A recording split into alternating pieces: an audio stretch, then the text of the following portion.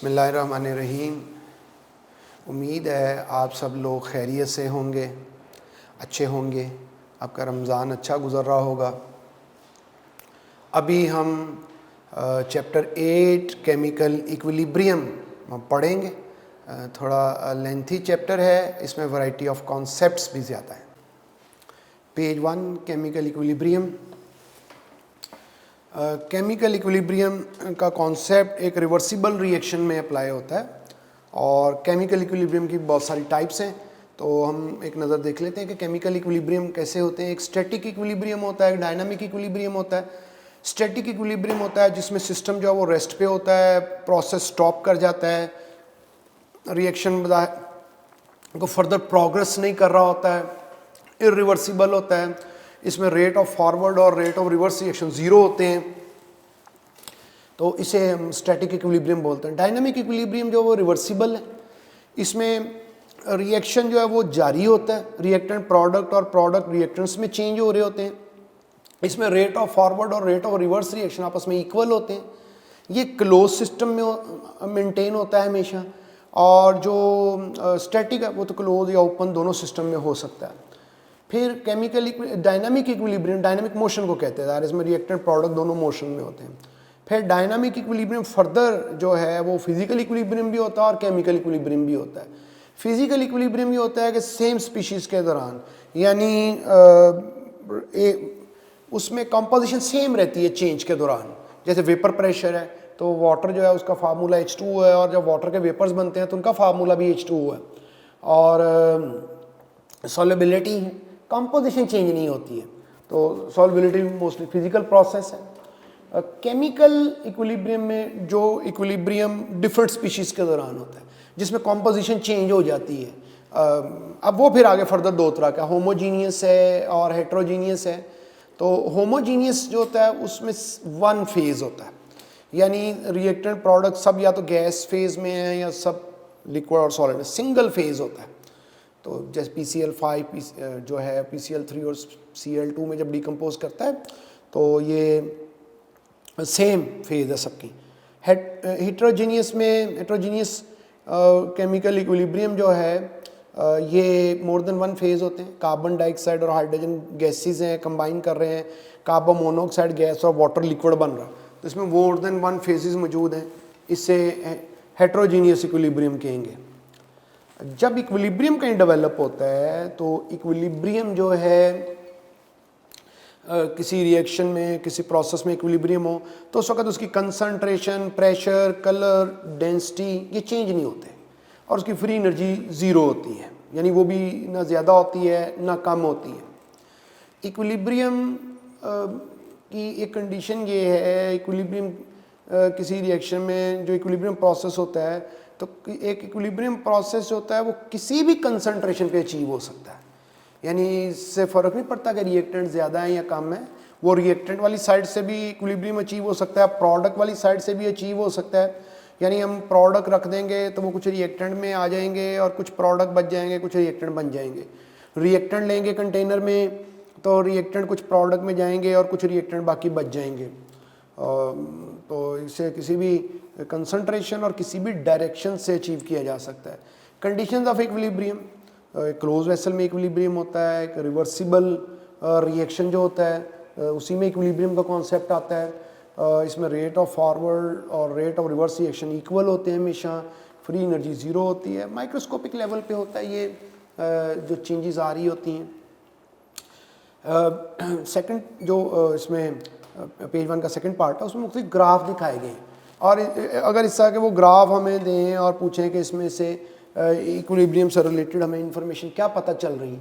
Equilibrium process ऐसा process होता है जिसमें रेट ऑफ फॉरवर्ड और rate of reverse reaction equal होते हैं, और उनमें कंसंट्रेशन रिएक्टेंट प्रोडक्ट की कांस्टेंट हो जाती है। इक्वल होना ज़रूरी नहीं है, यानी ऐसा नहीं होता कि रिएक्टेंट और प्रोडक्ट आपस में इक्वल हो गए, चेंज नहीं होते with the passage of time अगर हम कंडीशन चेंज नहीं करें तो। अब एक ग्राफ जो है ना, इसमें अगर इक्विलिब्रियम है यानी तो इसमें यह है कि प्रोडक्ट जो है उसकी कंसंट्रेशन ज़्यादा है रिएक्टेंट से। बी ग्राफ में इक्विलिब्रियम भी आ गया, लाइन ऑलमोस्ट स्ट्रेट हो गई, यानी कि रिएक्टेंट प्रोडक्ट के मोल अब चेंज नहीं हो रहे, कंसनट्रेशन चेंज नहीं हो रही, और जो इसमें रिएक्टेंट और प्रोडक्ट आपस में इक्वल भी हो गए हैं। चार्ली में इक्विलिब्रियम आया, और इक्विलिब्रियम यानी रिएक्टेंट की लाइन और प्रोडक्ट की लाइन दोनों जो हैं वो जब पैरेलल हो गई हैं टाइम एक्सिस के, यानी अब रिएक्टेंट भी फर्दर चेंज नहीं हो रहे हैं, प्रोडक्ट भी फर्दर चेंज नहीं हो रहे। जो लाइन ऊपर से नीचे आ रही है वो रिएक्टेंट के लिए हर ग्राफ में, जो नीचे से ऊपर जा रही है वो प्रोडक्ट के लिए, क्योंकि रिएक्टेंट शुरू में ज़्यादा होते हैं और ऐसा ऐसा कम होते हैं। तो इसमें फिर जो प्रोडक्ट हैं इक्विलिब्रियम आने के बाद वो ज़्यादा हैं और रिएक्टेंट कम है, और आमतौर पे that graph best describes equilibrium situation.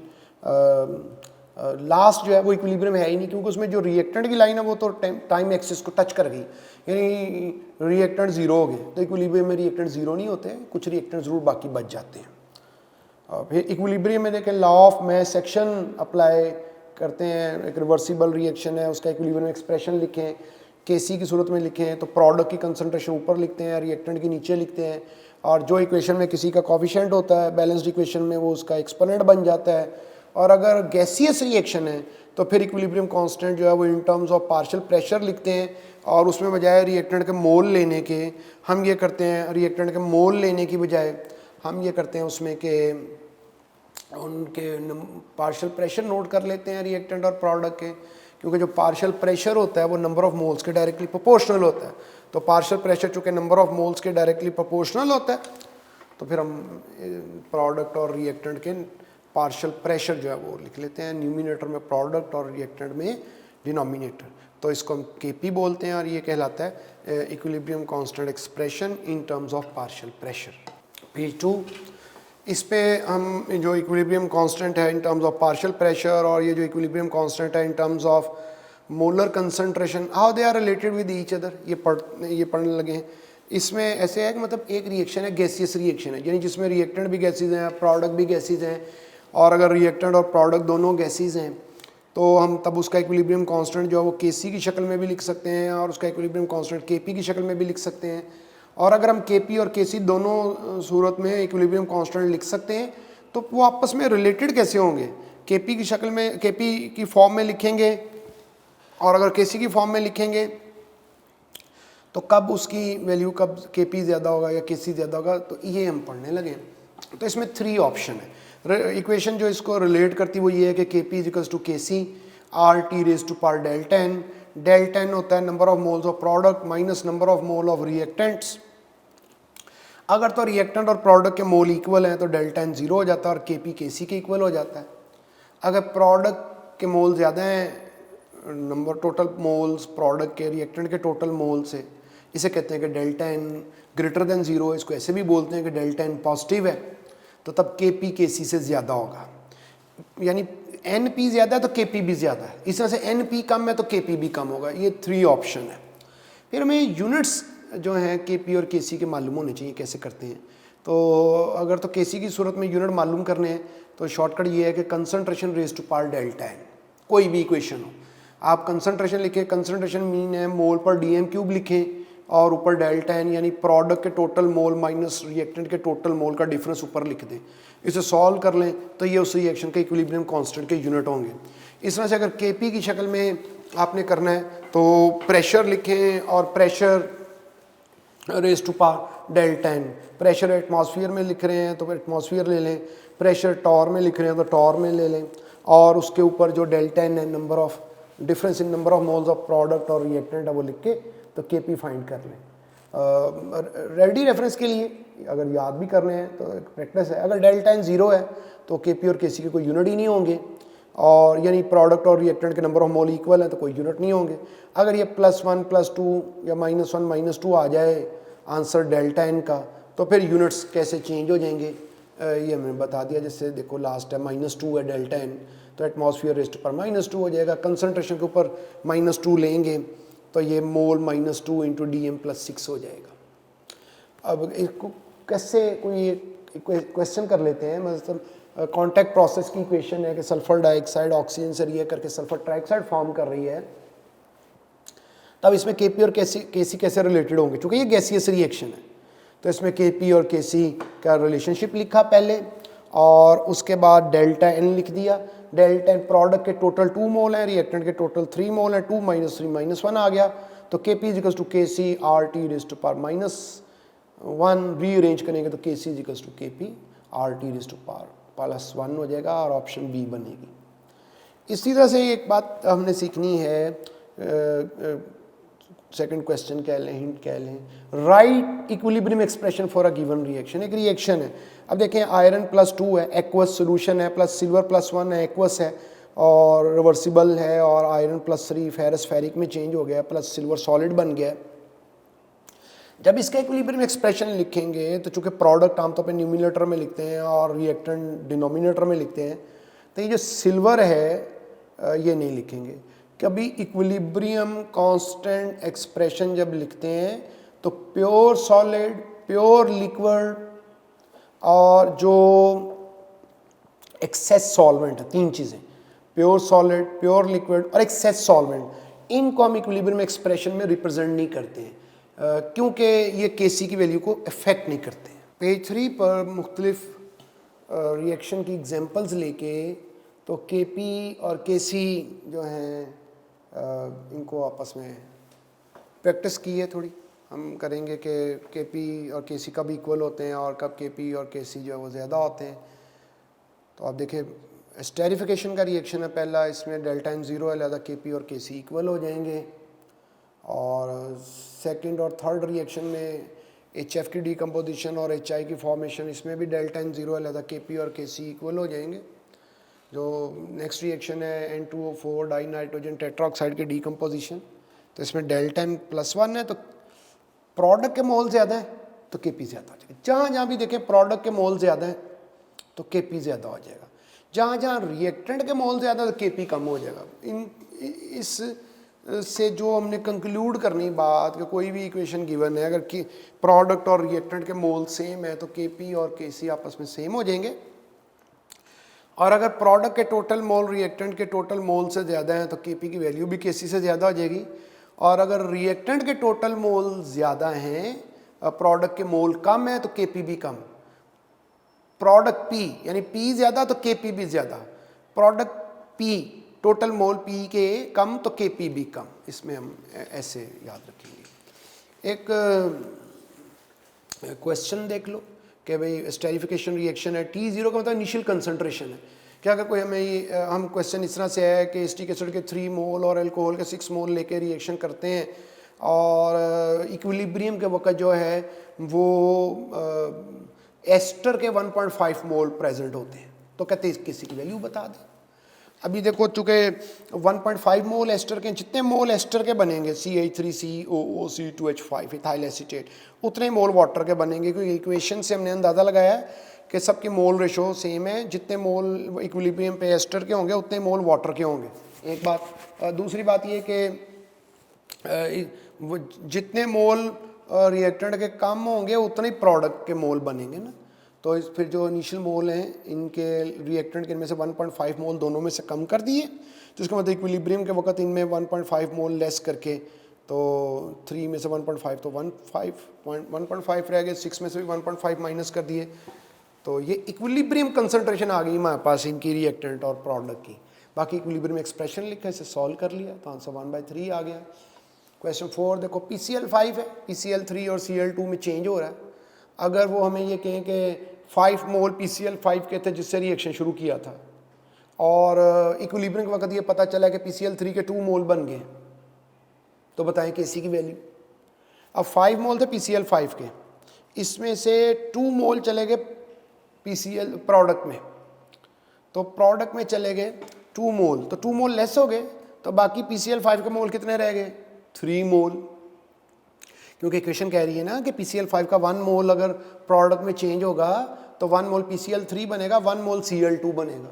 तो अगर 2 मोल PCl3 बने तो इसका मतलब PCl5 के 2 मोल डिकम्पोज हुए हैं, तो 5 में से 2 माइनस हो गए तो PCl5 बाकी 3 मोल रह गया, और 2 मोल ही PCl3 बना और 2 मोल ही Cl2 बना, तो ये टोटल, तो ये हमने इसे सॉल्व कर लिया। तो प्रोडक्ट न्यूमिनेटर में लेके और रिएक्टेंट डिनोमिनेटर में लेके, तो 4/3। क्वेश्चन 5 देखिए, क्वेश्चन ऐसे भी पूछा जा सकता है कि अगर Kc की ये रिएक्शन है, इस रिएक्शन के लिए अगर Kc की वैल्यू 0.1 है 27 पे और 1 एटमॉस्फेरिक प्रेशर पे, तो कहते हैं Kp की वैल्यू बताएं। तो अब Kp और Kc कैसे रिलेटेड होते हैं? Kp is equals to Kc RT raise to power delta n, एक दूसरे के आप ऐसे सॉल्व कर लें। Kc 0.1 है, R की वैल्यू 0.08 है, क्योंकि एटमॉस्फेयर बोला ऊपर, तो R की वैल्यू भी वो ली जो एटमॉस्फेयर में थी, और टेम्परेचर T केल्विन में है, उसको केल्विन में चेंज किया, सॉल्व किया, ये आंसर आ गया। एक तो ये सोल्यूशन ऐसे है, लेकिन सोल्यूशन के बगैर ये सॉल्व हो सकता है। आप देखिए कि इसमें प्रोडक्ट के मोल ज़्यादा हैं, और हमने ये सीखा है कि अगर प्रोडक्ट के मोल ज़्यादा हैं तो Kp भी ज़्यादा होगा, तो Kp जो है वो ज़्यादा होगा, तो ये 2.4 एक अंदाज़ा हो जाएगा। तो एग्जैक्ट आंसर जो है वो 2.4 सॉल्व करके आएगा। अभी इक्विलिब्रियम कांस्टेंट एक्सप्रेशन अगर लिखें, इसमें इम्पॉर्टेंट बात ये है कि अगर किसी का हम इक्विलिब्रियम कांस्टेंट एक्सप्रेशन लिखते हैं और उसमें रिएक्टेंट और प्रोडक्ट की कंसंट्रेशन लिखते हैं, और प्रोडक्ट की लिखते हैं न्यूमिनेटर में और रिएक्टेंट के डिनोमिनेटर में, तो अगर उसमें कहीं वॉल्यूम का फैक्टर आपको नज़र ही नहीं आए, V नहीं लिखा हो, V volume of the reaction mixture है, तो इसका वॉल्यूम का फैक्टर नज़र नहीं आए, तो ये तब नज़र नहीं आएगा जब डेल्टा n 0 होगा। यानी इम्पॉर्टेंट बात इसमें यह है कि अगर किसी रिएक्शन का इक्विलिब्रियम एक्सप्रेशन हमें दे दें और उसके लिए कोई क्वेश्चन हमसे पूछ लें, इक्वेशन नहीं दी हो, सिर्फ Kc का एक्सप्रेशन दिया हो, अगर उसमें वॉल्यूम जो है वो न्यूमिनेटर या डिनोमिनेटर में नज़र नहीं आ रहा, तो इसका मतलब यह है कि उसमें प्रोडक्ट और रिएक्टेंट के टोटल मोल इक्वल है। और अगर वॉल्यूम डिनोमिनेटर में नज़र आ रहा है, तो इसका मतलब है कि डेल्टा n पॉजिटिव है, इसका मतलब है कि प्रोडक्ट के मोल ज़्यादा है रिएक्टेंट के मोल से। और अगर इक्विलिब्रियम एक्सप्रेशन है, इक्वेशन नहीं है, और वॉल्यूम न्यूमिनेटर में नज़र आ रहा है हमें, तो इसका मतलब है डेल्टा n नेगेटिव है। इसका मतलब ये एक ऐसे रिएक्शन का इक्विलिब्रियम एक्सप्रेशन है जिसमें रिएक्टेंट के मोल टोटल ज़्यादा है प्रोडक्ट के टोटल मोल से। पेज 4, इसमें हम ये देखेंगे कि इक्विलिब्रियम कांस्टेंट जो है इसकी एप्लीकेशन क्या है। Applications of equilibrium constant, 3 application है मेनली इक्विलिब्रियम कांस्टेंट की। इसका मतलब ये है कि अगर किसी रिएक्शन जो रिवर्सिबल रिएक्शन है, एक रिवर्सिबल रिएक्शन में जब इक्विलिब्रियम अटेन हो गया, एक रिवर्सिबल रिएक्शन में का जो फेट है, जो गोल है वो इक्विलिब्रियम है, ये कभी हो नहीं सकता कि एक रिएक्शन जो है वो रिवर्सिबल हो और उसमें इक्विलिब्रियम अटेन नहीं हो। एक रिवर्सिबल रिएक्शन में लाजमी तौर पे इक्विलिब्रियम आएगा। तो जब एक रिवर्सिबल रिएक्शन में लाजमी तौर पे इक्विलिब्रियम डेवलप होगा, तो उस इक्विलिब्रियम डेवलप होने के बाद उसका इक्विलिब्रियम कांस्टेंट हम लिखें, यानी प्रोडक्ट कितने हैं इक्विलिब्रियम की स्टेज पे, रिएक्टेंट कितने हैं इक्विलिब्रियम की स्टेज पे, ये नोट करके उसकी रेशो का आंसर फाइंड कर लें। प्रोडक्ट को न्यूमिनेटर में लिख के, रिएक्टेंट को डिनोमिनेटर में लिख के, तो इक्विलिब्रियम कांस्टेंट की वैल्यू हम मालूम कर लें। अब वो इक्विलिब्रियम रिएक्शन के इक्विलिब्रियम कांस्टेंट की वैल्यू हमें मालूम है, तो अब अगर उसके इक्विलिब्रियम कांस्टेंट की वैल्यू हमें मालूम है, तो उसके ज़रिए से हम उस रिएक्शन के बारे में क्या इंफॉर्मेशन जो है वो गेट कर सकते हैं, या क्या उसकी एप्लीकेशंस हैं। तो 3 एप्लीकेशन है। डायरेक्शन ऑफ रिएक्शन का अंदाज़ा हो सकता है, conditions le Chatelier principle study हो सकता है कि मुख्तलिफ कंडीशन चेंज करके रिएक्शन को क्या होगा, चेंज आएगी उसमें। एक्सटेंट ऑफ रिएक्शन का अंदाज़ा हो सकता है। तो डायरेक्शन रिएक्शन अगर पढ़ना है तो फिर हमें इक्विलिब्रियम कांस्टेंट और क्यू कॉशेंट को कंपेयर करना पड़ता है। ये कॉशेंट क्या है, यानी एक रिएक्शन, डायरेक्शन ऑफ रिएक्शन के बारे में इम्पॉर्टेंट बात ये है कि डायरेक्शन ऑफ रिएक्शन जो है ये बिफोर इक्विलिब्रियम कॉन्सेप्ट है। एक रिएक्शन अभी इक्विलिब्रियम अटेन उसने नहीं किया है, और हम ये जानना चाहते हैं कि इक्विलिब्रियम अटेन करने के लिए वो रिएक्शन किस तरफ मूव करेगा, रिएक्ट फॉरवर्ड या बैकवर्ड। चूँकि एक रिवर्सिबल रिएक्शन फॉरवर्ड डायरेक्शन में भी मूव करता है और बैकवर्ड डायरेक्शन में भी मूव करता है, तो जब अब या क्या एक तो हम ये इसके जरिए से ये जानते हैं डायरेक्शन के कॉन्सेप्ट से कि क्या उसमें इक्विलिब्रियम आ गया है, रिएक्शन हैज अटेन्ड इक्विलिब्रियम। अगर तो इक्विलिब्रियम आ जाए तो तब ना हम उसकी कोई डायरेक्शन नहीं होती, फिर वो दोनों डायरेक्शन में एक ही स्पीड से चल रहा होता है। फिर हम ये नहीं कहते कि रिएक्शन फॉरवर्ड मूव कर रहा है या बैकवर्ड जो है वो मूव कर रहा है। और अगर अभी तक इक्विलिब्रियम नहीं आया है तो फिर हम ये देखते हैं कि क्या वो रिएक्शन फॉरवर्ड चलेगा इक्विलिब्रियम अटेन करने के लिए या वो बैकवर्ड मूव करेगा इक्विलिब्रियम अटेन करने के लिए। तो क्यू जो है ना, किसी भी स्टेज पर जिस पे हम रिएक्शन को चेक करना चाहते हैं कि उसमें रिएक्शन हैज़ अटेन्ड इक्विलिब्रियम या उसमें रिएक्टेंट या उसमें इक्विलिब्रियम अटेन करने के लिए रिएक्शन फॉरवर्ड चल रहा है या बैकवर्ड चल रहा है, तो जिस स्टेज पे हम रिएक्शन को रोकेंगे उस स्टेज पे जो प्रोडक्ट हैं और रिएक्टेंट्स हैं उनकी कंसंट्रेशन मालूम करके, तो जब वो रेशो हम मालूम करेंगे वो क्यू कहलाएगी।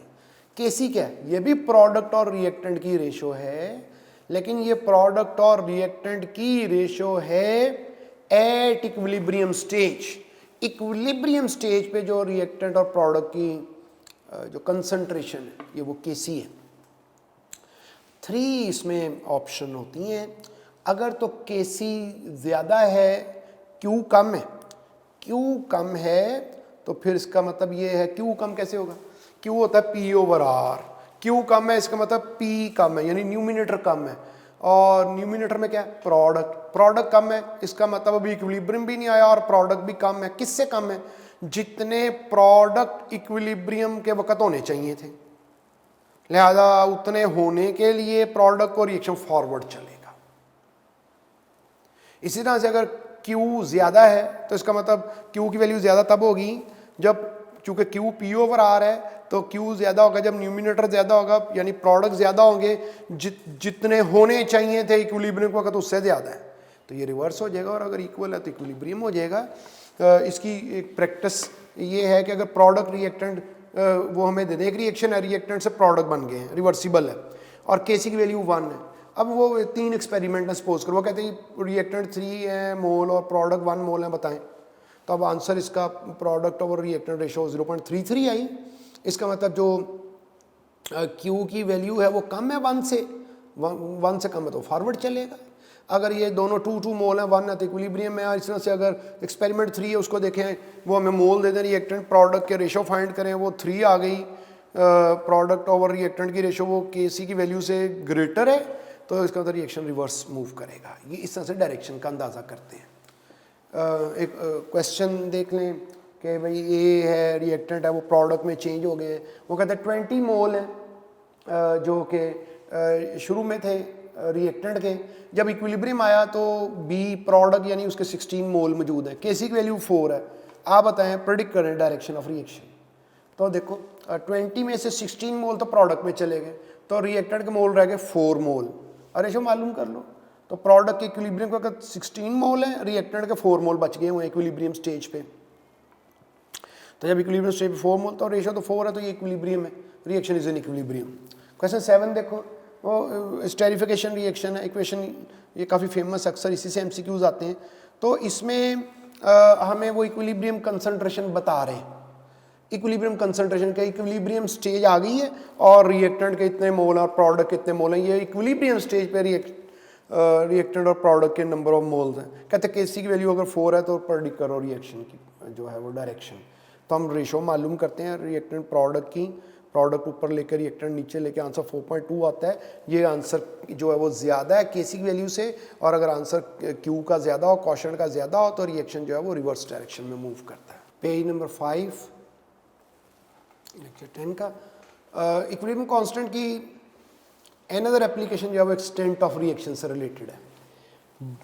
इंपॉर्टेंट बात इसमें ये है कि डायरेक्शन ऑफ रिएक्शन जो है वो तो इक्विलिब्रियम से पहले का कॉन्सेप्ट है, जबकि एक्सटेंट ऑफ रिएक्शन किसी रिएक्शन में इक्विलिब्रियम अटेन होने के बाद का कॉन्सेप्ट है। यानी एक रिएक्शन रिवर्सिबल में जब इक्विलिब्रियम आ जाता है तो इक्विलिब्रियम आने के बाद, यानी जब रिएक्टेंट और प्रोडक्ट की कंसंट्रेशन कांस्टेंट हो जाती हैं, उस वक्त जो प्रोडक्ट हैं और रिएक्टेंट हैं उनकी कंसंट्रेशन जो है उसकी हम रेशो अगर मालूम कर लें, प्रोडक्ट और रिएक्टेंट है और उनकी कंसंट्रेशन की हम रेशो मालूम कर लें, तो जो आंसर आएगा तो केसी का, उससे हम अंदाज़ा करना चाहते हैं एक्सटेंट ऑफ रिएक्शन का। एक्सटेंट से हमें अंदाज़ा था फिजिबिलिटी ऑफ रिएक्शन का, कि एक रिएक्शन इक्विलिब्रियम आने के बाद उसकी केसी की वैल्यू से हम ये अंदाज़ा करते हैं कि क्या ये रिएक्शन फिजिबल था, क्या ये रिएक्शन मुमकिन था, क्या रिएक्शन आने इक्विलिब्रियम आने के बाद क्या प्रोडक्ट ज़्यादा बने हैं या रिएक्टेंट ज़्यादा बने हैं, प्रोडक्ट ज़्यादा स्टेबल हैं या रिएक्टेंट। इस तरह के एमसीक्यू जिससे सॉल्व होते हैं। तो 3 एग्जांपल, अगर किसी की केसी की वैल्यू बहुत ज़्यादा है, जैसे ओजोन की है 10⁻55, इसका मतलब है कि रिएक्टेंट अनस्टेबल है, प्रोडक्ट स्टेबल है। केसी जो है वो चूँकि प्रोडक्ट और रिएक्टेंट की रेशो होती है, केसी अगर बहुत ज़्यादा है इसका मतलब प्रोडक्ट बहुत ज़्यादा है रिएक्टेंट के मुकाबले में, इक्विलिब्रियम अटेन हो चुका है। यानी आप कह लें कि केसी की वैल्यू प्रोडक्ट के डायरेक्टली प्रोपोर्शनल है उसकी स्टेबिलिटी के। तो केसी अगर बहुत ज़्यादा है तो इसका मतलब प्रोडक्ट बहुत ज़्यादा है, रिएक्टेंट कम है, इसका मतलब रिएक्टेंट अनस्टेबल और प्रोडक्ट स्टेबल है। इसको ऐसे भी बोलते हैं कि इक्विलिब्रियम आने के बाद the position of equilibrium lies to the right. और अगर केसी की वैल्यू जो है वो लो है, जैसे HF का रिएक्शन है, HF स्ट्रॉन्ग बॉन्ड है, डिकम्पोज करना मुश्किल होता है, तो जिस टेम्परेचर पे इसके इक्विलिब्रियम कांस्टेंट की वैल्यू लो है उस टेम्परेचर पे यानी बहुत थोड़े प्रोडक्ट बने, केसी कम है इसका मतलब प्रोडक्ट कम है, इसका मतलब रिएक्टेंट स्टेबल हैं और प्रोडक्ट जो हैं वो अनस्टेबल हैं, इसलिए रिएक्टेंट ही मौजूद है और प्रोडक्ट नहीं बने।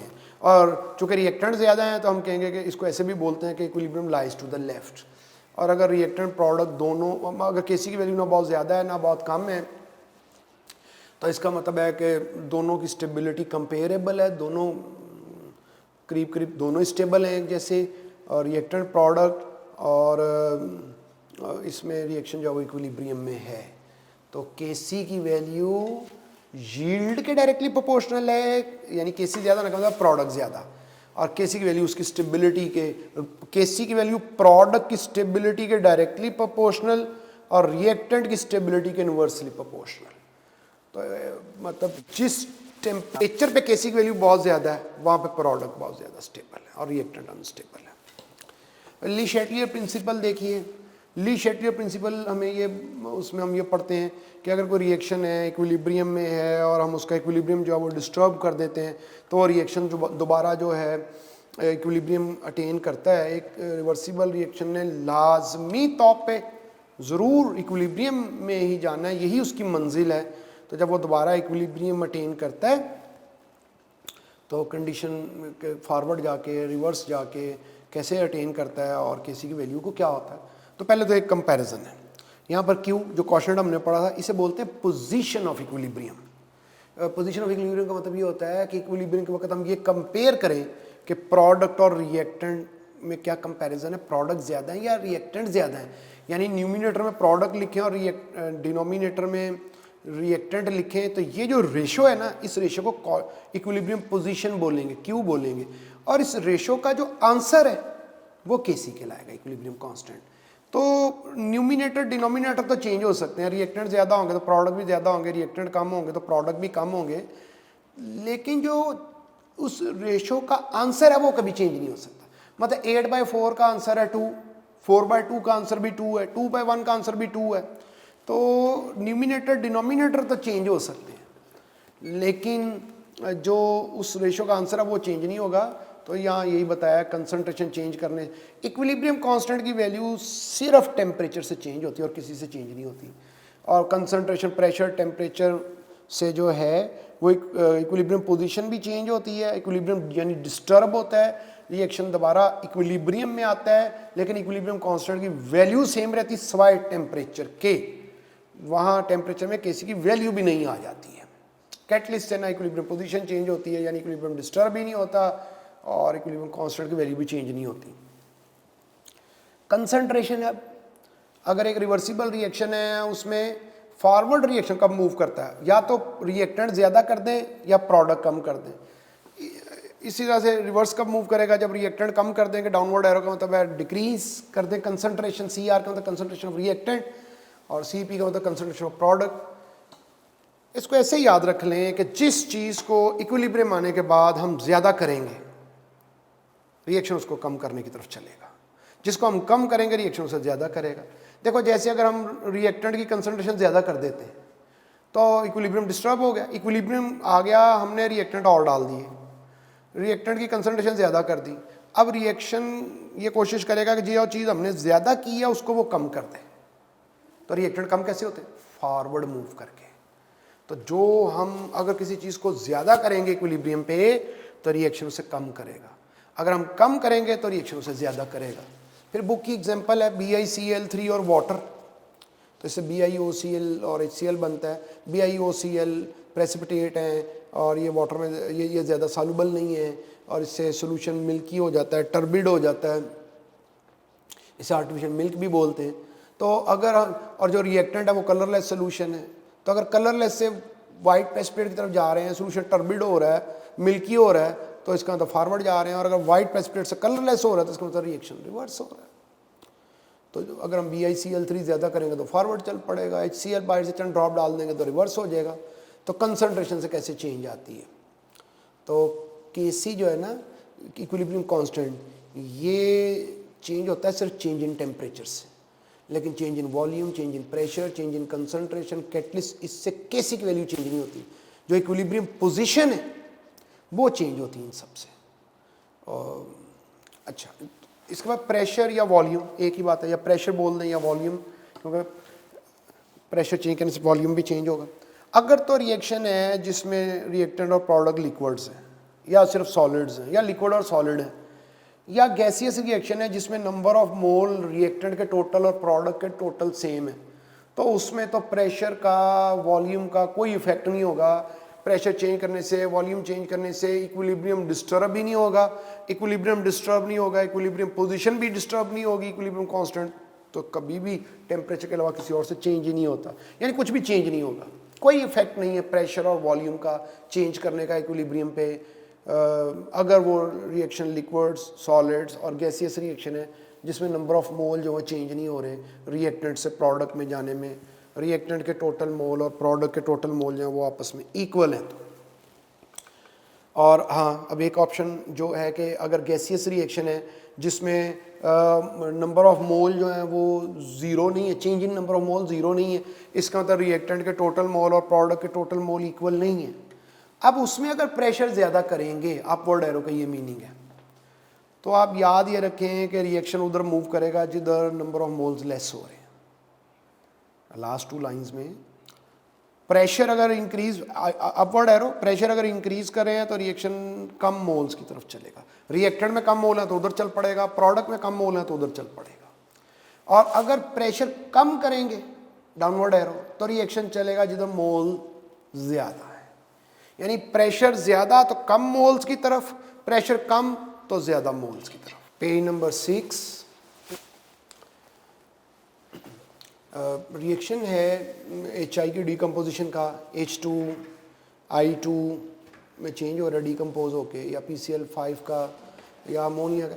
इस पे प्रेशर का क्या इफेक्ट है ये समझने लगे हैं।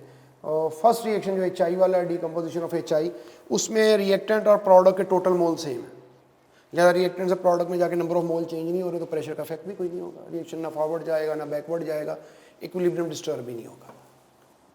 PCl5 की डिकम्पोजिशन में रिएक्टेंट के टोटल मोल 1 है, प्रोडक्ट के टोटल मोल 2 है, लिहाजा जब रिएक्टेंट से प्रोडक्ट में जाएंगे तो मोल इंक्रीज कर रहे हैं, मोल इंक्रीज। अब अगर इस रिएक्शन में हम प्रेशर बढ़ाएंगे तो चूंकि प्रेशर बढ़ाने से रिएक्शन ने कम मोल्स की तरफ जाना है और इसमें कम मोल रिएक्टेंट में है, तो ये रिवर्स चलेगा रिएक्शन एंड वाइस वर्सा। इस तरह से ammonia N2+3H2 ammonia Haber process जो है, इसमें रिएक्टेंट के टोटल मोल 4 हैं और प्रोडक्ट के टोटल मोल 2 हैं। अगर इस रिएक्शन में हम प्रेशर इंक्रीज करेंगे तो प्रेशर इंक्रीज करने से रिएक्शन ने किधर मूव करना है, जिधर मोल्स कम है, और अब इस रिएक्शन में मोल्स कम किस तरफ है, प्रोडक्ट में, लिहाजा इसमें प्रोडक्ट की तरफ फॉरवर्ड चल पड़ेगा रिएक्शन एंड वाइस वर्सा। तो एक लाइन याद रखेंगे कि प्रेशर ज़्यादा करने से रिएक्शन कम मोल्स की तरफ जाएगा और प्रेशर कम करने से रिएक्शन ज़्यादा मोल्स की तरफ जाएगा, और ऐसा तभी मुमकिन होगा अगर वो रिएक्शन गैसियस है और उस रिएक्शन के अंदर गैसेस के टोटल नंबर ऑफ मोल और प्रोडक्ट के टोटल नंबर ऑफ मोल जो है वो सेम नहीं होंगे। तो अगर सेम है तो किसी तरफ भी नहीं जाएगा रिएक्शन, इक्विलिब्रियम डिस्टर्ब नहीं होगा। टेम्परेचर पे उसका अफेक्ट देखते हैं इक्विलिब्रियम पे। एक तो ये है कि टेम्परेचर बढ़ाने से क्या होता है, मॉलिक्यूल्स की काइनेटिक एनर्जी बढ़ती है, कोलिजन्स बढ़ती हैं, फ्रूटफुल कोलिजन्स बढ़ती हैं। फ्रूटफुल कोलिजन्स वो होती हैं that result in the formation of products, और उससे रेट ऑफ रिएक्शन इंक्रीज करता है। तो अब एक्सोथर्मिक रिएक्शन अगर हो, अपवर्ड एरो का मतलब इंक्रीज है, डाउनवर्ड का मतलब डिक्रीज है। तो टेम्परेचर टेबल के अंदर टेम्परेचर, उससे फिर रिएक्शन का रेट का मतलब होता है speed, change in concentration per unit time, कितने मोल चेंज हो रहे हैं रिएक्टेंट के प्रोडक्ट में या प्रोडक्ट के रिएक्टेंट में कितने टाइम के अंदर, और यील्ड का मतलब है अमाउंट ऑफ प्रोडक्ट। तो ये आपस में कैसे रिलेटेड है। और फिर डायरेक्शन क्या है, तो देखिए अगर एक्सोथर्मिक रिएक्शन है और अगर हम टेम्परेचर बढ़ाएंगे तो रेट बढ़ेगा। समरी ये है कि एक्सोथर्मिक हो या एंडोथर्मिक हो, टेम्परेचर बढ़ाने से रेट दोनों का बढ़ेगा, स्पीड हमेशा बढ़ेगी रिएक्शन की, क्योंकि मॉलिक्यूल्स की एनर्जी बढ़ेगी और वो आपस में ज़्यादा फ्रूटफुल कोलिजन्स कर सकेंगे और प्रोडक्ट ज़्यादा बनेंगे, तो रेट तो दोनों का बढ़ेगा, चाहे एक्सोथर्मिक है चाहे एंडोथर्मिक है। हाँ, अब यील्ड, अब देखिए पेज के बॉटम पर देखें, अगर एक्सोथर्मिक को रिप्रेजेंट किया है कि इसमें A+B जो है ना वो C और D बना रहे हैं प्लस हीट।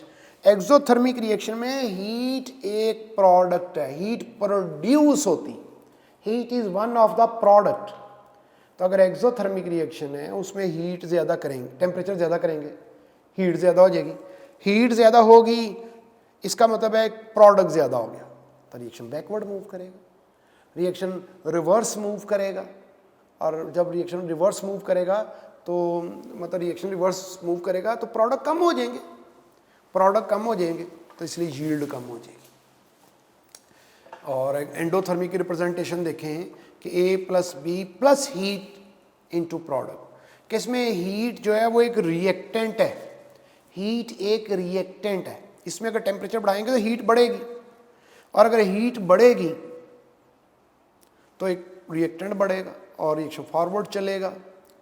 इसको ऐसे भी समराइज कर लें कि एक्सोथर्मिक रिएक्शन में टेम्परेचर और Kc इनवर्सली प्रोपोर्शनल होते हैं, Kc का मतलब यील्ड समझ लें, और एंडोथर्मिक में टेम्परेचर और Kc डायरेक्टली प्रोपोर्शनल होते हैं। एंडोथर्मिक के टेम्परेचर बढ़ाने से यील्ड बढ़ती है, टेम्परेचर कम करने से यील्ड कम होती है। एक्सोथर्मिक में टेम्परेचर और Kc इनवर्सली प्रोपोर्शनल है, तो टेम्परेचर ज़्यादा करने से यील्ड कम होती है, एंड वाइस वर्सा। तो ये यील्ड, रेट, डायरेक्शन, ये टेम्परेचर से कैसे चेंज होते हैं। यानी यहाँ भी ये भी याद रख लें कि टेम्परेचर चेंज करने से इक्विलिब्रियम पोजीशन भी चेंज हो रही है और इक्विलिब्रियम कांस्टेंट भी। एक्सो में टेम्परेचर ज़्यादा करने से इक्विलिब्रियम कांस्टेंट की वैल्यू कम हो रही, और एंडोथर्मिक में टेम्परेचर ज़्यादा करने से इक्विलिब्रियम कांस्टेंट Kc की वैल्यू ज़्यादा हो रही। और इसी टेम्परेचर से रिलेटेड जो है वो सॉल्युबिलिटी देख लें। सॉल्युबिलिटी बाद सब्सटेंस होते हैं जिनको जब डिज़ोल्व करते हैं वाटर में तो वो हीट इवॉल्व करते हैं, एक्सोथर्मिक प्रोसेस होता है। बाद सब्सटेंस होते हैं जिन्हें वाटर में डिज़ोल्व करते हैं तो एंडोथर्मिक वे में डिज़ोल्व होते हैं। तो उसमें याद ऐसे रखना है कि अगर एक्सोथर्मिक प्रोसेस है, अगर किसी को वाटर में डिज़ोल्व किया है और उससे हीट इवॉल्व होती है तो टेम्परेचर कम करने से सॉल्युबिलिटी बढ़ेगी, यानी सॉल्युबिलिटी और टेम्परेचर पर इन्वर्स हो जाएंगे। अगर एंडोथर्मिक है तो टेम्परेचर ज़्यादा करने से सॉल्युबिलिटी ज़्यादा हो जाएगी और सॉल्युबिलिटी और टेम्परेचर डायरेक्टली प्रोपोर्शनल हो जाएंगे। कैटलिस्ट अगर ऐड करें इक्विलिब्रियम एक्सप्रेशन में तो याद रखें कैटलिस्ट कुछ बातें हैं जो तब 4 बातें हैं जो तब्दील कर सकता है, 4 बातें हैं जो कैटलिस्ट ऐड करने से तब्दील नहीं होती। कैटलिस्ट ऐड करने से रिएक्शन का पाथ चेंज हो जाता है, मैकेनिज्म चेंज हो जाता है, एनर्जी ऑफ एक्टिवेशन चेंज हो जाती है, आमतौर पे कम होती है, और रेट ऑफ रिएक्शन चेंज होता है, स्पीड बढ़ जाती है। और कैटलिस्ट जो है ना उससे यील्ड पे कोई फर्क नहीं पड़ता, प्रोडक्ट उतना ही बनता है जितना पहले बनना था, जल्दी बन जाता है। एंथैल्पी चेंज नहीं होती, जो हीट इवॉल्व और एब्जॉर्ब होनी है वो उतनी ही होती है जितनी पहले होनी थी कैटलिस्ट के बगैर। इक्विलिब्रियम कांस्टेंट चेंज नहीं होता, इक्विलिब्रियम पोजीशन चेंज नहीं होती, प्रोडक्ट रिएक्टेंट उतने ही बनते हैं जितने पहले बनने थे, जल्दी बन जाते हैं। तो कौन सी बातें हैं जो कैटलिस्ट से चेंज होती हैं, कौन सी चेंज नहीं होती हैं? अगर हम रिवर्सिबल रिएक्शन के हवाले से सिर्फ बात करें तो ना इक्विलिब्रियम पोजीशन चेंज होती है, ना इक्विलिब्रियम कांस्टेंट चेंज होता। टू इंडस्ट्रियल प्रोसेस हैं, सिंथेसिस ऑफ अमोनिया है, सिंथेसिस ऑफ सल्फर ट्राइऑक्साइड है, इन पे हम अप्लाई करें तो इनमें प्रेशर हम इंक्रीज़ करते हैं। दोनों अमोनिया की बात करें तो इसमें प्रेशर इंक्रीज़ करते हैं, टेम्परेचर डिक्रीज़ करना चाहिए और उसको अमोनिया को लिक्विफाई करते हैं। लेकिन हम टेम्परेचर डिक्रीज़ नहीं करते हैं प्रैक्टिकली, क्योंकि उससे फिर रिएक्शन का रेट बहुत स्लो हो जाता है। तो हम कॉम्प्रोमाइज़ कर लेते हैं, एक समझौता, एक ऐसी कंडीशन ढूंढ लेते हैं जिसमें टेम्परेचर ज़्यादा करने से रिएक्शन की स्पीड भी बढ़े और यील्ड पे ज़्यादा फ़र्क नहीं पड़े। तो इसकी जो ऑप्टिमम कंडीशंस हैं जो इंडस्ट्री में अप्लाई की जाती हैं, हम कोई बात ली शेटलर प्रिंसिपल की बात मान लेते हैं, इसमें कुछ नहीं मानते। मतलब वो ली शेटलर प्रिंसिपल कहता है कि प्रेशर ज़्यादा करो, प्रेशर ज़्यादा करने से रिएक्शन कम मोल की तरफ जाएगा और इसमें प्रोडक्ट के मोल कम है, लिहाजा नाइट्रोजन हाइड्रोजन अमोनिया की तरफ जाएंगे, ज़्यादा अमोनिया बनेगी, ये तो ठीक है। और प्रेशर हम 200 से 300 एटमॉस्फेरिक रखते हैं। जो डिज़ाइन है हमारे उस ऑपरेटर्स का जिसमें रिएक्शन हो रहा है उसके मुताबिक प्रेशर एडजस्ट करते हैं। टेम्परेचर कम नहीं करते, ज़्यादा करते हैं। टेम्परेचर कम करने का एक फ़ायदा एक नुकसान है। टेम्परेचर अगर कम करेंगे, ये एक्सोथर्मिक रिएक्शन है, एक्सोथर्मिक रिएक्शन में टेम्परेचर कम करने से यील्ड ज़्यादा होती, लेकिन रिएक्शन बहुत स्लो हो जाता है। यील्ड ज़्यादा हो जाती, प्रोडक्ट ज़्यादा बनते हैं लेकिन बहुत देर से बनते हैं, लिहाजा हम इसमें टेम्परेचर ज़्यादा ही करते हैं। उसका एक फ़ायदा एक नुकसान, टेम्परेचर ज़्यादा करेंगे तो प्रोडक्ट कम बनेगा लेकिन जल्दी बन जाएगा। तो फिर जो टेम्परेचर जो मुख्तलिफ एक्सपेरिमेंटल स्टडीज़ के बाद जिस पे कॉम्प्रोमाइज़ हुआ वो है कि हम 400 डिग्री सेल्सियस या केल्विन में 673 केल्विन टेम्परेचर रखते हैं। आयरन कैटलिस्ट के तौर पे यूज़ करते हैं, आयरन क्रिस्टल्स, आयरन पीसीज होते हैं। मैग्नीशियम ऑक्साइड, एल्यूमिनियम ऑक्साइड और सिलिकॉन ऑक्साइड इसमें एक्टिवेटर के तौर पे यूज़ होते हैं कैटलिस्ट की एक्टिविटी को बढ़ाने के लिए। इस तरह से सिंथेसिस ऑफ सल्फर ट्राइऑक्साइड है, उसमें हम प्रेशर ज़्यादा नहीं करते हैं, उसके बजाय ऑक्सीजन ज़्यादा कर देते हैं। तो प्रेशर 1 एटमॉस्फेयर के करीब रखते हैं, ये इंपॉर्टेंट है एमसीक्यू के हवाले से। इसका प्रेशर 1 to 2 एटमॉस्फेयर होता है और इसमें टेम्परेचर इसमें भी डिक्रीज़ करना चाहिए लेकिन हम इंक्रीज़ ही करते हैं, वो अमोनिया वाली बात है। कैटलिस्ट यूज़ करते हैं। इसकी optimum condition 1 atmospheric pressure, 400 to 500 degree Celsius temperature और catalyst vanadium pentoxide. Page number 7, ionic equilibrium. Water consider किया है, वाटर में सेल्फ आयनाइजेशन पॉसिबल होती है, वाटर में ऑटो आयनाइजेशन पॉसिबल होती है, वाटर खुद ही आयनाइज होता है। वाटर बहुत वीक इलेक्ट्रोलाइट है। जब आयनाइज होता है वाटर 25 डिग्री सेल्सियस टेम्परेचर पर और 1 dm³ वाटर हो, 1 लीटर वाटर को आप ये भी कह सकते हैं कि 1 किलोग्राम वाटर हो, ये भी कह सकते हैं कि वो 1000 सेंटीमीटर क्यूब वाटर हो, ये भी कह सकते हैं 1000 ग्राम वाटर हो, ये भी बोल सकते हैं कि वो 55.5 मोल वाटर हो, ये भी कह सकते हैं कि वो 55.5 मोलर वाटर हो। तो 1 dm³ कहना, 1000 cm³ कहना, 1 किलोग्राम कहना, 1000 ग्राम कहना, 55.5 मोल कहना, 55.5 मोलर कहना, सब एक ही बात है, इंटरचेंजेबल है ये सब। तो तब वाटर में जो हाइड्रोजन आइन और हाइड्रोक्साइड आइन हैं अगर वो मालूम कर लें और उनका प्रोडक्ट फाइंड करें तो 1 × 10⁻14 होते हैं। तो वाटर जो है इसमें ये 25 पे इसकी वैल्यू 1 × 10⁻14 होती है। तो वाटर की आयनाइजेशन चूँकि एंडोथर्मिक प्रोसेस है, वाटर की आयनाइजेशन एंडोथर्मिक प्रोसेस है, यानी हीट करेंगे तो ज़्यादा वाटर आयनाइज होगा और एंडोथर्मिक में टेम्परेचर और इक्विलिब्रियम कांस्टेंट डायरेक्टली प्रोपोर्शनल होते हैं, लिहाजा टेम्परेचर बढ़ाएंगे तो Kw बढ़ेगा। Kw equilibrium constant of water. तो एंडोथर्मिक में हमेशा इक्विलिब्रियम कांस्टेंट और टेम्परेचर डायरेक्टली प्रोपोर्शनल होते हैं। इसमें टेम्परेचर इंक्रीज़ करेंगे तो Kw भी इंक्रीज़ करेगा। टेम्परेचर बढ़ाएंगे तो हाइड्रोजन आइन भी ज़्यादा होंगे, हाइड्रोजन ऑक्साइड आइन भी ज़्यादा होंगे। हाइड्रोजन आइन ज़्यादा होंगे तो हाइड्रोजन आइन और pH इन्वर्सली प्रोपोर्शनल होते हैं। हाइड्रोजन आइन ज़्यादा होंगे pH कम हो जाएगी। हाइड्रोक्साइड आइन और POH एक दूसरे के इन्वर्सली प्रोपोर्शनल होते हैं। तो टेम्परेचर बढ़ाएंगे, हाइड्रोजन आइन भी ज़्यादा होंगे, हाइड्रोक्साइड आइन भी ज़्यादा होंगे, pH और POH कम हो जाएगी। और KW जो है टेम्परेचर बढ़ाने से वो बढ़ेगा, और KW और PKW इन्वर्सली प्रोपोर्शनल होते हैं। तो सिंपल मतलब हाइड्रोजन आयन, हाइड्रोक्साइड आयन और KW टेम्परेचर बढ़ाने से बढ़ेंगे, pH, pOH और PKW तीनों कम हो जाएंगे। लेकिन वाटर न्यूट्रल रहेगा, क्योंकि जितने हाइड्रोजन आयन होंगे कम या ज़्यादा उतने ही हाइड्रोक्साइड आयन भी कम या ज़्यादा हो जाएंगे।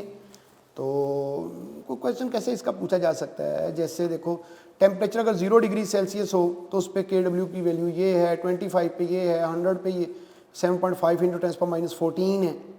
तो हमें वो पूछेंगे अगर टेम्परेचर 0 से 25 पे चेंज हो जाए तो KW की वैल्यू क्या होगी, कितने KW की वैल्यू जो है अगर वो 0 से 25 है तो आंसर इसका फिर जो है वो अल्फा होगा। अगर 25 से 100 हो जाए तो 25 से 100 हो जाए तो आंसर जो वो बीटा है। अगर 0 से 100 हो जाए तो आंसर चार्ली है। तो ये इस क्वेश्चन को हम कैसे सॉल्व करते हैं, यानी क्वेश्चन मैं फिर दोबारा बोलता हूँ। क्वेश्चन इस तरह से है कि अगर टेम्परेचर 0 से 25 कर दिया हमने तो बताओ KW की वैल्यू कितने टाइम्स बढ़ गई है, क्या चेंज आ गई, तो आंसर आएगा 10 टाइम्स, अल्फा आंसर होगा इसका। 25 से 100 अगर हमने टेम्परेचर कर दिया है तो KW की वैल्यू कितने टाइम्स चेंज हुई है, तो बीटा आंसर होगा 7.5 टाइम्स। अगर टेम्परेचर 0 से 100 कर दिया है तो अब KW की वैल्यू कितने टाइम्स चेंज होगी, तो आंसर चार्ली है 75 टाइम्स।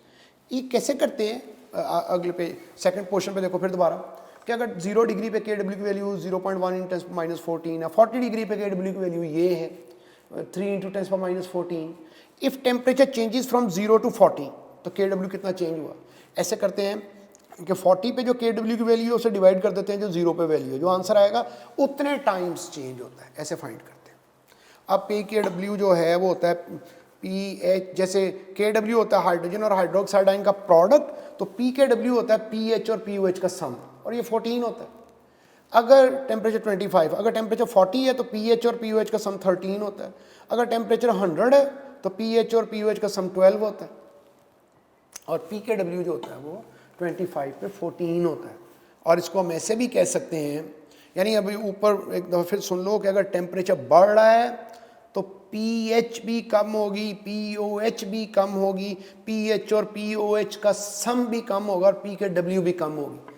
टेम्परेचर ज़्यादा करने से pH, POH, PKW तीनों कम हो जाए, pH भी कम, POH भी कम, pH और POH का सम भी कम, लेकिन वाटर न्यूट्रल रहेगा। अब PKW होता है 14, और अगर हाफ PKW लें तो ये 7 होता है। तो pH चूँकि 7 होती वाटर की न्यूट्रल, तो हम उसे ऐसे भी कह सकते हैं कि pH हाफ PKW होती, क्योंकि हाफ PKW 7 होता है। और अगर एसिडिक है तो 7 से ज़्यादा होती, जिसको हम ऐसे कह सकते हैं कि pH हाफ PKW से ज़्यादा है। और अगर बेसिक सोल्यूशन है तो जो pH है वो 7 से जो है, अगर जो है pH फिर वो 7 से ज़्यादा होगी तो हम कहेंगे कि हाफ PKW से ज़्यादा होगी। एक और बात हम यहाँ पे क्लियर कर लेते हैं कि अगर कोई सोल्यूशन है उसकी कोई ख़ास pH है, अगर हम उसमें कोई सॉल्वेंट ऐड कर रहे हैं, तो जब हम सॉल्वेंट ऐड करेंगे ना कोई, उसमें जैसे वाटर ऐड कर दिया, एक सोल्यूशन उसकी pH 3 थी, हमने उसमें वाटर ऐड कर दिया और वाटर की pH 7 होती, तो जितना सॉल्वेंट ज़्यादा ऐड करते जाएंगे ना तो सोल्यूशन की pH सॉल्वेंट की pH के करीब होती जाएगी। यानी इस सूरत में pH 3 से 7 की तरफ मूव करना शुरू कर देगी, और इसका मतलब यह है कि सोल्यूशन थोड़ा न्यूट्रल होना शुरू हो जाएगा। पेज 8, इसमें मुख्तलिफ फार्मूला जो यूज़ होते हैं न्यूमेरिकल सॉल्व करते हुए और जो आपस में रिलेटेड हैं डिफरेंट टर्म्स, उनको डिस्क्राइब किया गया है। pH का क्या फार्मूला है, POH का, PKW का, PKA का, PKB का, कोई भी P वैल्यू है, PH, POH, तो उसका हम H आइन का नेगेटिव लॉग लेंगे तो उसका pH बन जाएगा, KB का नेगेटिव लॉग लेंगे तो PKB बन जाएगा। अब एक एसिड है, उसकी स्ट्रेंथ Ka वैल्यू के डायरेक्टली प्रोपोर्शनल होती है, PKA के इन्वर्सली होती है, PH के इन्वर्स होती है, POH के डायरेक्ट होती है, KB के इन्वर्स होती है, PKB के डायरेक्ट होती है। तो ये एसिड स्ट्रेंथ, और इनमें से हमें PKA, PKA, PH, POH, KB, PKB कुछ पता हो तो हम एसिड स्ट्रेंथ का कैसे अंदाज़ा करते हैं।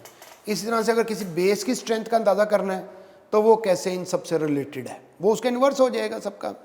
फिर हाइड्रोजन आयन और हाइड्रोक्साइड आयन का प्रोडक्ट 1 × 10⁻⁻14 होता है 25 पे, और 25 पे पीएच और पीओएच का सम 14 होता है, और के ए और के बी की वैल्यू का प्रोडक्ट के डब्ल्यू होता है, और अगर इसे पी के ए और पी के बी की सूरत में लिखें तो उसका सम 14 होता है। अब देखना ये इस तरह से यूज़ करते हैं कि अगर पीएच बता दें तो पीओएच हम कैसे मालूम कर सकते हैं, के ए वैल्यू बता दें तो के बी कैसे मालूम कर सकते हैं, पी के बताएं तो पी के बी कैसे कर सकते हैं। इस तरह से परसेंटेज ऑफ आयनाइजेशन है किसी एसिड की, तो जो एसिड की अमाउंट आयनाइज हुई है ओवर जो हमने डिज़ोल्व की थी 100 से मल्टीप्लाई करते हैं तो ये परसेंटेज आयनाइजेशन हमें पता चल जाती है। फिर दोबारा थोड़ा सिंप्लीफाई करके कि के ए के बी के इन्वर्स होता है, पी के बी के इन्वर्स होता है।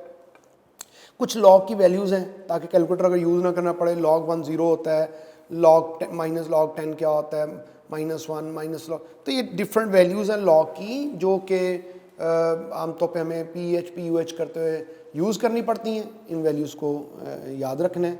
फिर पीके की वैल्यूज़ गिवन है डिफरेंट एसिड की, पर क्लोरिक एसिड है, HI है, HBr, HCl, H2SO4, HNO3 और H3PO4। और पी के वैल्यू अगर हम मालूम हो तो इससे हम कंपैरिजन क्या करते हैं। देखिए अगर पी के ए की वैल्यू जो है उसका डिफरेंस 1 का है तो इसका मतलब है कि 10 टाइम्स स्ट्रॉन्गर है। कौन स्ट्रॉन्गर है? जिसकी पी के वैल्यू कम है वो स्ट्रॉन्गर है। अगर 2 का डिफरेंस है तो 100 टाइम्स, 3 का है तो 1000 टाइम्स, और अगर 1 का डिफरेंस 0.15 का डिफरेंस है 0.5 का तो 5 टाइम्स स्ट्रेंथ का फ़र्क है। यहाँ इसमें डिस्कस किया है। फिर एसिड बेस कॉन्सेप्ट है। एसिड बेस कॉन्सेप्ट 3 कॉन्सेप्ट है हमारे सिलेबस में, आर्हीनियस, ब्रॉन्स्टेड और लुइस। तो आर्हीनियस के मुताबिक जो एसिड हाइड्रोजन आयन देता है, बेस हाइड्रोक्साइड आयन देती है।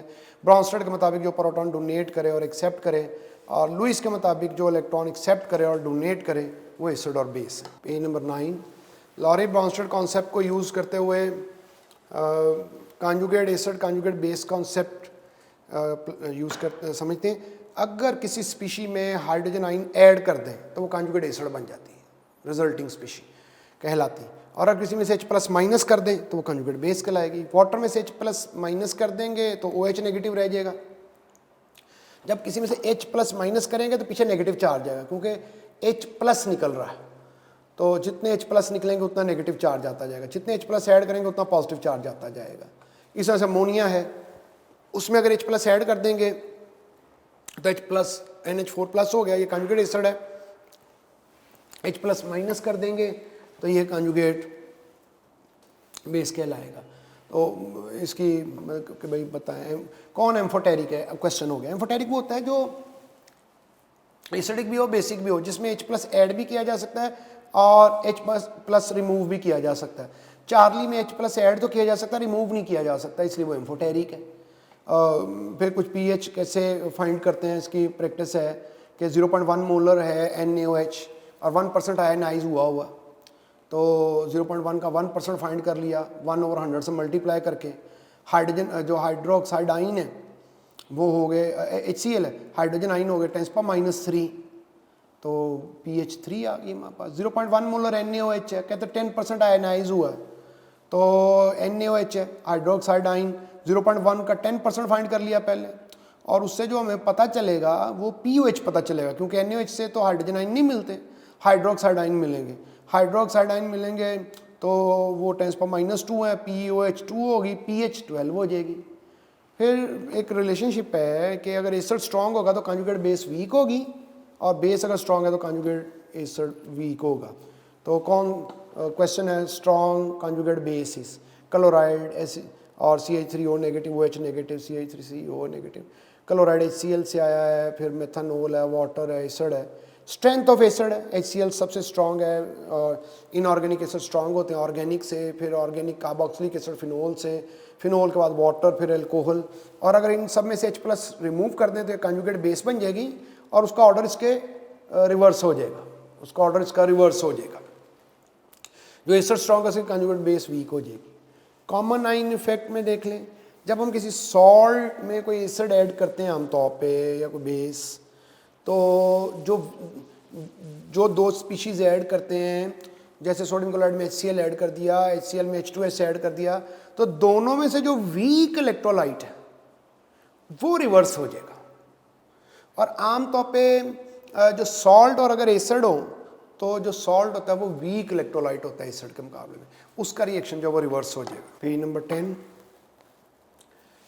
इसमें देखो नाइट्रिक एसिड अगर सल्फ्यूरिक एसिड इकट्ठे कर दें और इसमें भी हाइड्रोजन आयन तो कॉमन हो गए, लेकिन ये कॉमन आयन इफेक्ट नहीं होगा क्योंकि ये दोनों स्ट्रॉन्ग है, ये दोनों स्ट्रॉन्ग है। कॉमन आयन इफेक्ट के लिए एक स्पीशी वीक इलेक्ट्रोलाइट होती है, एक स्ट्रॉन्ग होती है, फिर रिएक्शन रिवर्स होता है, तो ये हो जाएगा। और अगर ये जो अगर एक वीक और एक स्ट्रॉन्ग है तो जो वीक इलेक्ट्रोलाइट जब रिवर्स हो जाता है उसकी सॉल्युबिलिटी डिक्रीज कर जाती है, तो ये जो सप्रेस कर जाती है उसकी solubility due to common ion, इसे कॉमन आयन इफेक्ट बोलते हैं।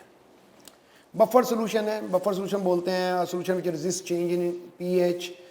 एसिडिक बफर भी होते हैं, बेसिक बफर भी होते हैं। एसिडिक बफर होता है जिसमें वीक एसिड और salt of weak acid with strong base.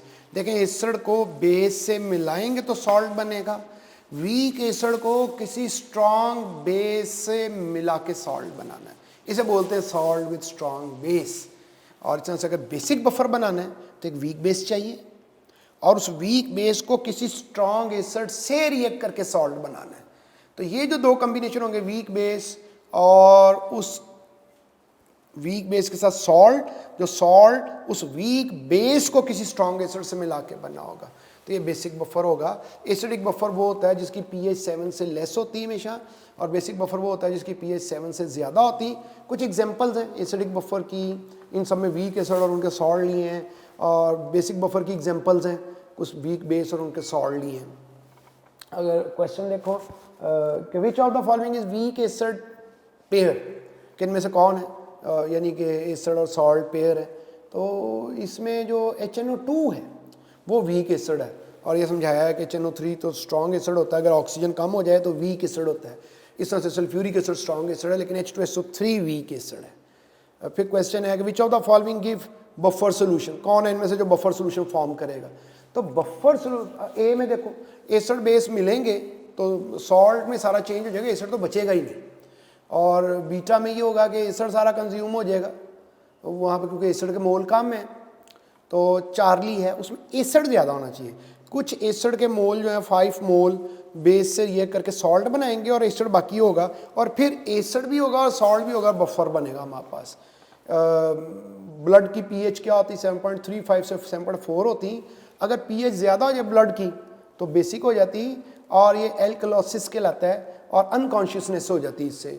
और अगर pH कम हो जाए तो ये एसिडिक हो जाएगी ब्लड की pH, अगर तो एसिडोलिसिस कहलाता है, और इससे वॉमिटिंग के सिम्टम्स क्रिएट हो जाते हैं। Page number 11, question which of the following govern the buffer reaction, यानी बफर सोल्यूशन जब हम स्टडी करते हैं तो उसमें इनमें से कौन सी प्रिंसिपल्स और लॉज यूज़ होते हैं। ये सब यूज़ होते हैं, लॉ ऑफ मास एक्शन भी होता है, ले शटल प्रिंसिपल की वजह से वो रिवर्स हो रहा होता है, कॉमन आयन इफेक्ट भी उसमें होता है, यानी अगर हम एसिड और सॉल्ट मिला रहे हैं और जितना हम उसमें एसिड ज़्यादा करते जाएंगे तो रिएक्शन रिवर्स होता जाएगा।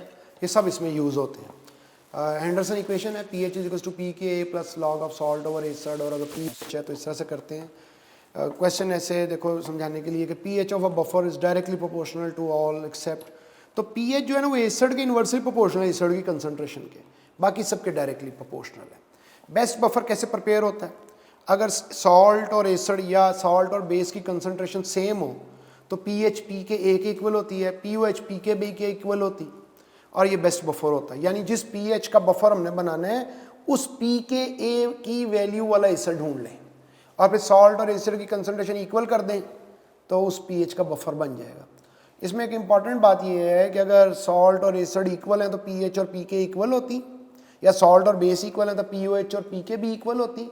लेकिन अगर बफर बनाते हुए सॉल्ट की कंसंट्रेशन ज़्यादा है एसिड से तो pH भी ज़्यादा होगी, और अगर सॉल्ट की कंसंट्रेशन कम है तो pH भी कम होगी pKa से, एसिड की pKa से।